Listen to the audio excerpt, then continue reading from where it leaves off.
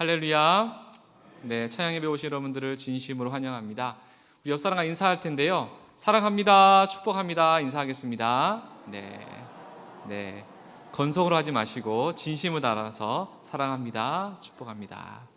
또 우리 설교 말씀을 생각하면서 믿음을 회복합시다라고도 인사해 보겠습니다. 믿음을 회복합시다. 네. 우리 영등포 교회는 10월 마지막 주일은 우리 특별히 종교개혁 주일로 우리는 예배를 드렸습니다. 아시는 것처럼 1517년 10월 31일 날 무명의 수도사였던, 또 생긴 지 얼마 되지 않은 대학의 교수였던 마틴 루터는 독일 비텐베르크 성당 정문에 교황청의 불의에 저항하는 95개조 반박문을 내걸었습니다. 루터는 면죄부를 판매하고 연옥과 공로 사상을 주장하는 교황청을 비판한 것입니다. 루터가 생각해 볼 때에 성경 어디에도 교황청에서 판매하는 그 면죄부에 대한 기록은 찾을 수가 없었습니다. 교황청은 성경에도 없는 면죄부를 만들어서 베드로 대성전 건립에 필요한 기금을 만들고 있었습니다. 또 성직을 매매하고 하나님의 은혜가 아닌 선한 일을 많이 하면 하나님의 나라 천국에 갈 수 있다는 공로 사상을 가르치고 있었습니다. 16세기 종교개혁은 종교에만 머물지 않고 당시의 정치와 법, 학문과 예술, 교육 등 전 분야에 영향을 미쳤습니다. 그래서 중세와는 다른 근대 세계를 열었다, 이렇게 평가를 하고 있습니다. 16세기 종교개혁의 구호가 5가지 있습니다. 첫 번째는 오직 성경, 오직 그리스도, 오직 은혜, 오직 믿음, 오직 하나님께 영광, 이 5가지의 구호를 가지고 종교개혁 운동이 일어난 것입니다.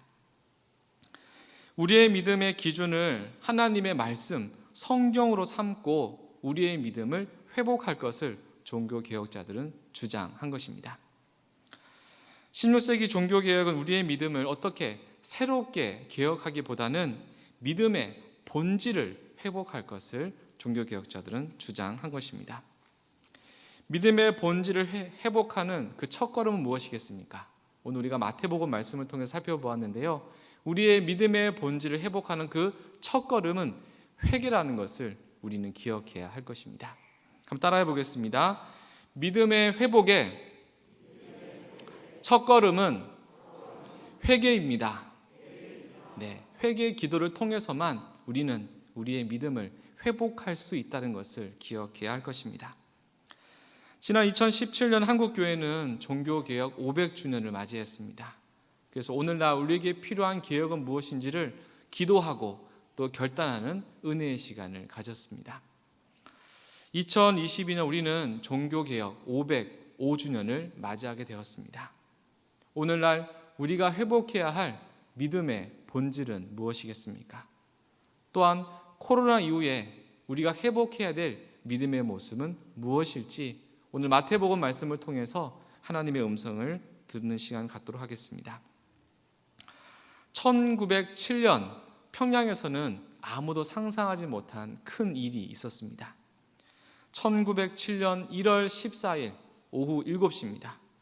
평양 장대현 교회에는 평안도 지역에 1,500여 명의 성도들이 모여서 함께 기도회를 하고 있었습니다. 강단에 선 길선주 장로님은 흐느끼면서 회개 기도를 하기 시작합니다. 나는 아간과 같은 사람입니다. 나 때문에 하나님이 우리 교회를 축복하실 수 없을 것입니다. 약 1년 전에 임종을 앞둔 친구가 나를 집으로 불러서 부탁을 했습니다. 길장로, 나는 곧 세상을 떠날 것 같소. 내 아내는 그만한 능력이 없으니 당신이 우리 재산을 좀 정리해 줬으면 좋겠소 라는 부탁을 했습니다. 난 재산을 관리하던 중에 그만 욕심이 나서 $100를 사치했습니다. 나는 하나님의 일을 방해했습니다. 내일 아침에 그 돈을 그 미망인에게 돌려줄 것입니다. 이렇게 하면서 자신의 죄를 회개한 것이었습니다. 길손주 장로님의 회개는 그 자리에 있던 신자들과 외국인 선교사들 모두를 울렸습니다. 이때부터 새벽 2시가 지나도록 앞다퉈서 자신의 죄를 회개하는 통성 기도가 이어지게 되었습니다.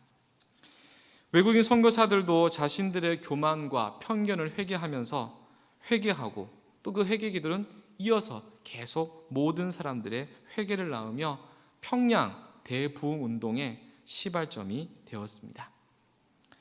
길손주 장로의 회개 기도가 부흥의 도화선이 되었고 모든 사람들이 하나님의 은혜를 경험하며 1907년 평양 대부흥의 불길이 솟아오르게 된 것입니다. 1907년 평양 대부흥 운동뿐만 아니라 서양의 부흥 운동을 살펴보아도 회개를 통한 대각성을 통해서 회개 기도를 통해서 교회가 부흥의 불길을 쏘았다는 것을 우리는 볼 수가 있겠습니다. 그런데 사실 회개는 교회 안에서 인기 있는 주제가 아닙니다.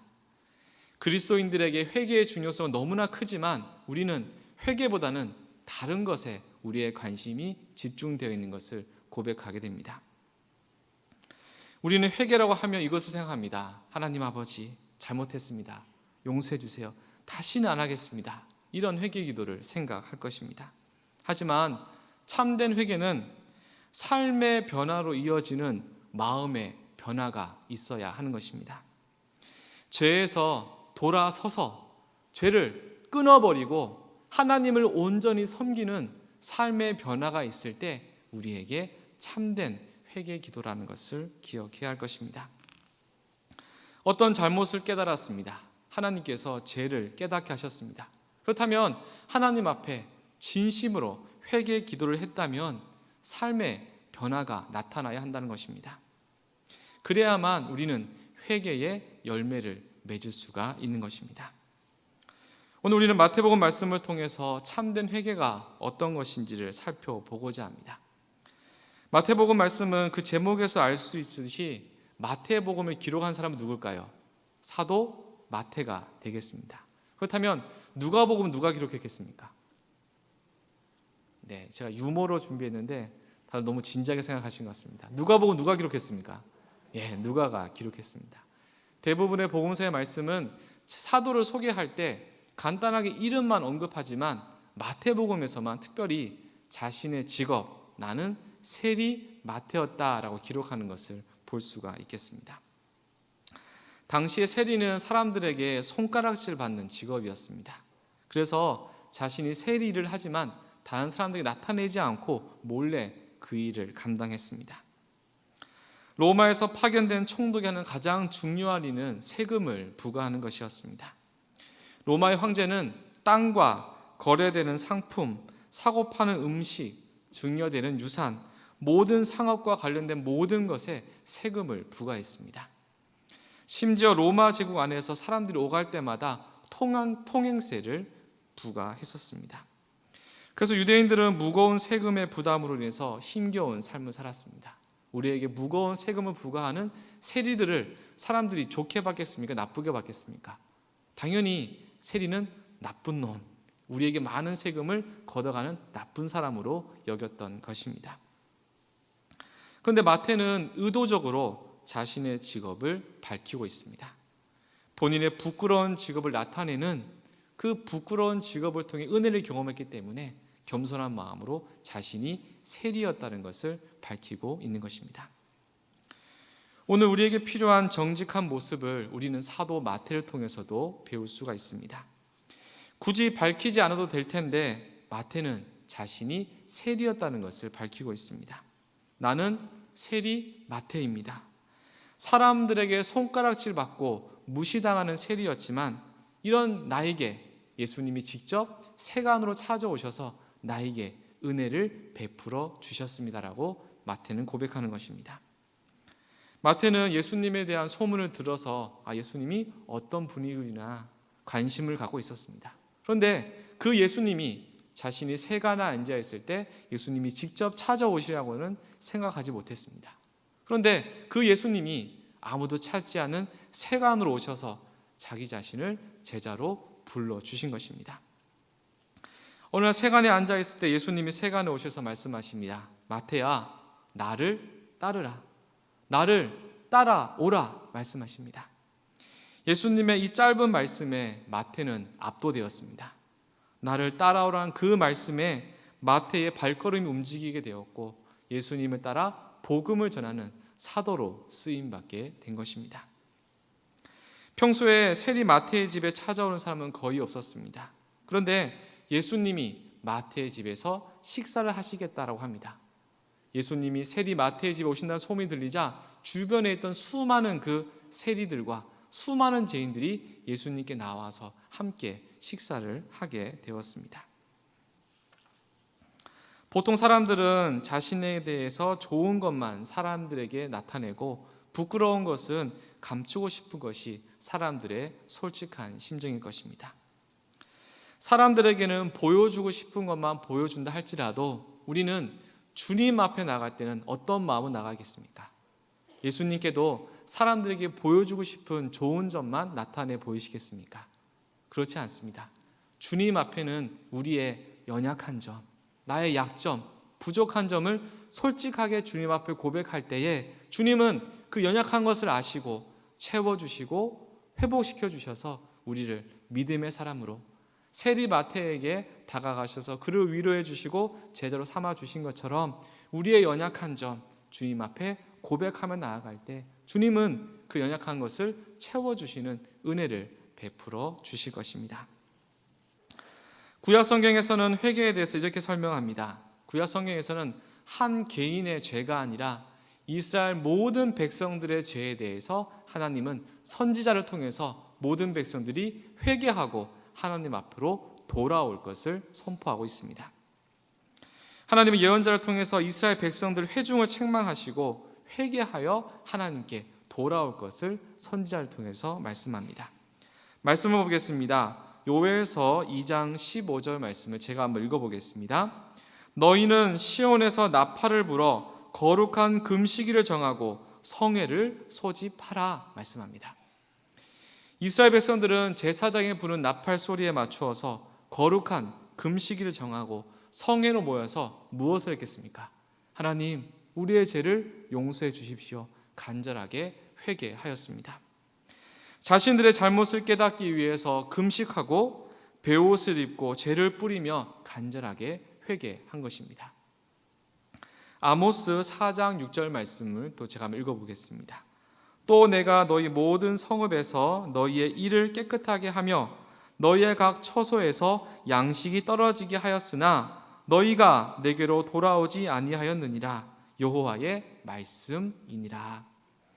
아모스는 이스라엘 백성들이 진심으로 회개하지 않는 것을 책망하는 것을 우리는 살펴볼 수가 있겠습니다. 구약 시대에는 민족 전체의 죄에 대해서 하나님은 예언자를 통해서 책망하시고 금식을 통해서 그들이 빨리 하나님께로 돌아올 것을 하나님은 말씀하시는 것을 볼 수가 있겠습니다. 이제 우리는 오늘 읽었던 마태복음 말씀 한번 살펴보고자 합니다. 세례 요한은 유대 광야에서 하나님의 말씀을 선포했습니다. 마태복음 3장 2절의 말씀입니다. 세례 요한이 전한 메시지는 간단합니다. 회개하라, 천국이 가까이 왔느니라 하였으니. 세례 요한은 자신에게 주신 하나님의 말씀을 회개하라, 천국이 가까이 왔느니라 광야에서 담대하게 선포했습니다. 마태복음 3장 3절의 말씀입니다. 그는 선지자 이사야를 통하여 말씀하신 자라. 일러스되 광야에 외치는 자의 소리가 있어 이르되 너희는 주의 길을 준비하라. 그가 오실 길을 곧게 하라 하였느니라. 아멘. 세례 요한의 메시지는 아주 간단합니다. 철저하게 회개할 것을, 자신의 잘못을 자복하고 주님 앞에 나올 것을 촉구하고 있는 것입니다. 이사야 선지자가 오래전에 패역한 백성들에게 하나님의 뜻을 전했던 것처럼 회개하여 정결함을 받아 온전한 믿음으로 살아갈 것을 세례 요한은 유대 광야에서 백성들에게 하나님의 뜻을 전한 것입니다. 당시 유대인들은 자신들은 하나님의 선택을 받은 선민 이스라엘이라고 생각했습니다. 선민으로 생각한다면 선택받은 민족답게 믿음으로 살아가야 하겠지만 우리는 아브라함의 후손이라고 자랑하면서 믿음으로는 살지를 못하고 있었습니다. 자신들은 아브라함의 후손이기 때문에 천국에 당연히 들어갈 수 있을 거라고 여겼습니다. 이러한 안일한 생각을 가지고 불신과 온갖 죄를 행하며 살아가고 있었던 것이었습니다. 이러한 백성들에게 세례 요한이 하나님의 말씀을 전한 것입니다. 회개하라, 천국이 가까이 왔느니라. 유대인들은 자신들은 아브라함의 자손들이기 때문에 우리의 족보에 따라서 우리는 자동으로 하나님의 나라 천국에 들어갈 것을 생각했지만, 요한은 천국에 들어가려면 철저한 회개가 필요함을 선포하고 있는 것입니다. 회개에 합당한 열매를 맺어야만 하나님의 나라 천국에 들어갈 수 있음을 광야에서 선포합니다. 광야에서 외치던 세례 요한의 메시지는 광야를 넘어 수많은 사람들에게 전달되었습니다. 예루살렘과 온 유대와 요단강 사방에서 요한의 외침을 듣기 위해서 수많은 사람들이 모여들었고, 세례 요한의 메시지를 듣고 자신의 죄를 회개하고 세례를 받으며 자신의 믿음을 결단하는 사람들이 여기저기에서 생겨나기 시작했습니다. 이스라엘 백성들의 마음이 점점 세례 요한에게 집중되어 가고 있었습니다. 그러자 당시의 종교 지도자들은 세례 요한에게 집중하기 시작합니다. 수많은 사람들이 유대 광야에서 외치던 세례 요한의 메시지에 은혜를 받고 세례받는 모습에 바리새인들과 사두개인들이 왜 저렇게 많은 사람들이 요한의 메시지를 듣는가? 왜 요한의 메시지를 듣고 회개하고 세례를 받는지 궁금해서 세례 요한을 찾아와서 살펴보기를 시작했습니다. 모여든 바리새인과 사두개를 향해서 사도 요한은 세례 요한은 외칩니다. 독사의 자식들아, 누가 너희를 임박한 진노를 피하게 하더냐? 그러므로 너희들은 회개에 합당한 열매를 맺어야 한다라고 하나님의 뜻을 전하고 있는 것입니다. 바리새인들과 사두개인들은 세례 요한의 메시지를 듣고 회개하기보다는 왜 이렇게 많은 사람들이 모여서 회개하고 세례를 받는지가 궁금했습니다. 궁금해서 그 자리에 모여들고 있었던 것이었습니다. 요한이 보기에 바리새인과 사두개인들은 겉으로 보기에는 굉장히 경건한 믿음의 사람으로 보였지만 속은 악의와 거짓이 가득 찬 외식한 사람이었다는 것을 성경은 우리에게 말씀하고 있습니다. 바리새인과 사두개인들은 스스로 아브라함의 자손을 여기면서 자만에 빠져 있었던 것이었습니다. 이런 사람들에게 주님은 책망하시면서 그들의 외식을 전부 깨트려 버리고 회개에 합당한 열매를 맺어야만 하나님의 나라 천국에 들어갈 수 있음을 선포하고 있는 것입니다. 오늘 우리가 살펴본 마태복음 말씀에서는 구체적으로 맺어야 할 회개의 열매가 무엇인지는 말씀하지 않습니다. 동일 본문인 누가복음의 말씀에 보면 이런 주님의 음성을 듣고 회개하며 믿음으로 살아가길 결단하는 사람들이 맺어야 할 회개의 합당한 열매가 무엇인지 구체적으로 말씀하는 것을 살펴볼 수가 있겠습니다. 유대 광야에서 요한에게 세례를 받고 회개한 이들은, 그렇다면 우리는 회개에 합당한 열매를 어떻게 맺을 수 있는지를 요한에게 물어봤습니다. 요한은 무리들, 세리들, 군인들에게 회개하며 맺어야 할 합당한 열매가 무엇인지를 설명하는 것을 볼 수가 있겠습니다. 누가복음 말씀을 한번 살펴보겠습니다. 누가복음 3장 10절에서 11절 말씀, 우리 한 목소리로 말씀을 읽어보겠습니다. 무리가 물어 이르되 그러면 우리가 무엇을 하리이까? 대답하여 이르되 옷 두 벌 있는 자는 옷 없는 자에게 나눠줄 것이요 먹을 것이 있는 자도 그렇게 할 것이니라 하고. 아멘. 회개에 합당한 열매는 옷이 두 벌 있는 사람은 옷 없는 자에게 나눠주는 것입니다. 먹을 것이 있는 사람은 먹을 것이 없는 자에게 나누어 주는 것이 회개에 합당한 열매이다라고 말씀하고 있습니다. 이어서 누가복음 3장 12절 13절은 제가 한번 읽어보겠습니다. 세리들도 세례를 받고자 하여 와서 이르되 선생이여 우리는 무엇을 하리이까 하매 이르되 부가된 것 외에는 거두지 말라 하고 말합니다. 세례들이 맺어야 할 회개에 합당한 열매는 무엇이겠습니까? 부가된 것만 거두어라. 너희들 입속을 위해서 많은 것을 부과하지 말고 정해진 것만 거두는 것이 회개에 합당한 열매이다 라고 말씀합니다. 이어서 누가복음 3장 14절 말씀입니다. 같이 한번 읽어보겠습니다. 군인들도 물어 이르되 우리는 무엇을 하리이까 하매 이르되 사람에게서 강탈하지 말며 거짓으로 고발하지 말고 받은 급료를 족한 줄로 알라 하니라. 아멘. 군인들이 맺어야 할 회개에 합당한 열매는 무엇이겠습니까? 군인이라고 힘이 있고 무기가 있다고 해서 강탈하면 안 된다. 거짓으로 고발하지 말고 나라에서 주는 월급을 족한 줄로 여기는 것이 군인들이 맺어야 할 회개에 합당한 열매이다 라고 말씀하고 있는 것입니다. 하나님 앞에서 이웃에게 나누어 주고 자신들이 해야 하는 일을 할 때에 정직하게 맡겨진 일을 감당해내는 것이 회개에 합당한 열매이다 라고 말씀하고 있는 것입니다. 회개의 열매를 맺어야 한다고 말씀드리면 굉장히 어렵고 부담되는 것으로 여길 수 있겠지만 어떻게 보면 예수님을 믿는 사람들이 기본적으로 해야 하는 우리 그리스도인들의 기본기라고 생각해 볼 수 있겠습니다. 옷이 없어서 헐벗은 사람이 있다면 우리는 어떻게 해야겠습니까? 먹을 것이 없어서 굶주린 사람이 있다면 우리는 무엇을 해야 하겠습니까? 옷을 나누어 주고 먹을 것을 나누어 주는 것이 회개에 합당한 열매라는 거 말씀하고 있는 것입니다.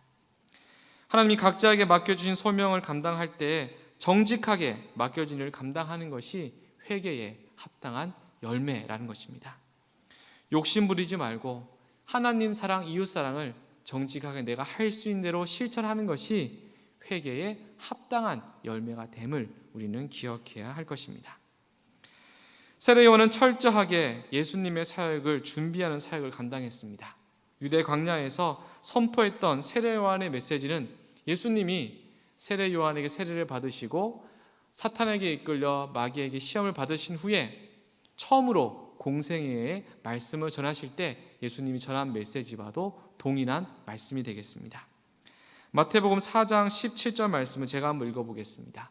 이때부터 예수께서 비로소 전파하여 이르시되 회개하라 천국이 가까이 왔느니라 하시더라.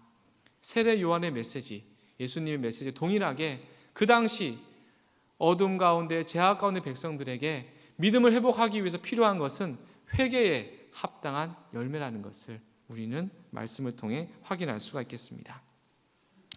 사랑하는 성도 여러분, 10월 달은 무슨 달입니까? 감사의 달이 되겠습니다. 우리는 지난 추수감사 주일 예배를 잘 드렸습니다. 오늘은 10월 마지막 주일이기 때문에 종교개혁 주일을 보내고 있습니다. 오늘 우리가 주님 앞에 봉헌할 열매는 무엇이겠습니까? 마태복음 말씀을 통해서 우리는 회개에 합당한 열매를 하나님 앞에 봉헌할 수 있다는 것을 우리는 생각해 볼 수가 있겠습니다. 또 하나님은 우리 각자에게 귀한 직분을 맡겨주셨습니다. 누군가는 목사로, 누군가는 장로로, 누군가는 안수집사, 권사로, 누군가는 서리집사로, 누군가는 거룩한 성도로 우리에게 귀한 직분을 맡겨주셨습니다. 우리에게 맡겨주신 직분에 맞는 합당한 회개의 열매를 우리는 맺어나가야 할 것입니다. 말로만 이웃사랑을, 믿음을 선포하지 말고 내가 할 수 있는 한 최선을 다해서 이웃을 사랑하고 섬기며 봉사하는 맡겨진 일을 충성스럽게 감당해 나아갈 때 하나님이 기뻐하시는 믿음의 열매, 회개의 열매를 우리는 믿음으로 봉헌할 수가 있게 되는 것입니다. 마틴 로이드 목사님이 이런 말씀하셨습니다. 회개하지 않는 사람이 그리스도인이 된 적은 없다. 우리 삶에 회개가 없다면 그리스도인이 되는 것을 포기하는 것이다. 이런 말씀을 하셨습니다. 온전한 회개는 단순히 죄를 자복하고 눈물을 흘리는 것으로만 끝나서는 안 될 것입니다. 반드시 행동으로 이어지는 삶의 열매, 회개에 합당한 열매를 맺어 나갈 때 그것은 참된 온전한 회개가 된다는 것입니다. 죄에서 돌이켜서 온전히 하나님을 섬기며 믿음으로 살아가는 삶의 변화가 있어야 진정한 회개가 된다는 것입니다. 열왕기상 3장에 보시면 솔로몬에 대한 이야기가 나오는 것을 볼 수 있습니다. 솔로몬에게 두 여인이 한 아이를 데리고 와서 서로 이 아이가 자기 아기라고 주장을 하게 됩니다. 두 여인 모두 다 진지한 말로 또 많은 눈물을 흘리면서 왕이시여, 이 아이는 나의 아이입니다. 내가 낳았고 내가 키웠습니다. 서로 주장을 하고 있는 것입니다. 누가 진짜 엄마인지 그들의 말과 그들의 눈물을 보면 판단할 수가 없었습니다. 이때 솔로몬은 하나님이 주시는 지혜로 이 문제를 해결합니다. 어떻게 합니까? 아이를 죽여 둘로 나누라고 명령을 합니다. 아이를 죽이고 둘로 나누라는 극단적인 위기 상황에서 비로소 감추어진 진실이 밝혀집니다. 아이를 낳고 키운 진짜 엄마는 어떻게 합니까? 아이의 생명을 지키기 위해서 자신을 희생하는 것을 보게 됩니다. 가짜 엄마는 아이를 희생시키서라도 자신의 욕심을 채우려고 했다라는 것입니다. 진지한 말과 눈물로는 회개에 합당한 열매를 거둘 수가 없을 것입니다. 참된 회개는 구체적인 삶의 변화가 나타나야 한다라는 것입니다. 회개할 기도를 한 만큼, 회개한 만큼, 기도한 만큼 조금씩 예수님을 닮아가는 변화가 나타날 때 그것이 우리가 맺을 수 있는 회개에 합당한 열매가 된다라는 것입니다. 기도한 만큼 변화된다는 것 참으로 어려운 일이지만 기도한 만큼 우리는 조금씩 어떻게든 변화시켜 나가야 할 것입니다. 나와 생각이 다르다고 해서 미워하고 정죄하기보다는 나와 생각이 다를 수도 있구나 이해하고 존중하며 사랑하는 예수님을 어떻게든 조금씩 닮아가는 변화가 우리의 삶 가운데 나타나야 한다라는 것입니다. 사랑하는 성도 여러분, 오늘은 종교개혁 주일입니다. 회개에 대해서 설교를 하면 분위기가 참 이렇게 차분해지는 것을 보게 되어집니다. 어떤 이런 감정적인 차분함보다 하나님, 이러이러한 죄를 깨닫게 해주시니 감사합니다. 이제는 깨달은 만큼, 기도한 만큼 조금씩 주님을 사랑하며 섬기며 살아가겠습니다.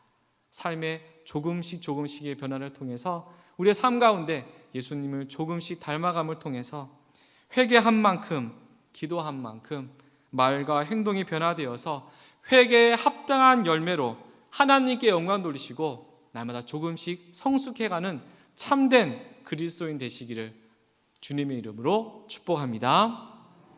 기도하시겠습니다. 살아계신 아버지 하나님, 은혜를 감사합니다. 오늘 종교개혁 주일을 맞이하여서 우리의 믿음을 회복할 것인데 그 첫걸음은 무엇인지 하나님의 말씀을 통해 살펴보았습니다. 참된 회개를 통해 우리의 믿음이 회복되고 우리의 가정이, 우리의 교회가 새로워질 수 있다고 말씀해 주시니 감사합니다. 오늘 주신 말씀 마음속에 새기고 반복되는 잘못했다는 기도, 또 눈물의 회개 기도를 뛰어넘어서 깨달은 만큼, 기도한 만큼 조금씩 예수님을 닮아가는 은혜들을 저희들에게 허락하여 주시옵소서. 날마다 맡겨주신 직분을 감당할 때마다 정직하게 감당하게 하여 주시고 또 그 회개에 합당한 열매를 통해서 하나님께만 영광 돌리고 날마다 우리의 믿음이 새로워지는 은혜들을 경험하도록 능력 베풀어 주시옵소서. 주신 은혜에 감사드리며 존귀하신 예수 그리스도의 이름으로 간절히 기도 올려옵나이다. 아멘.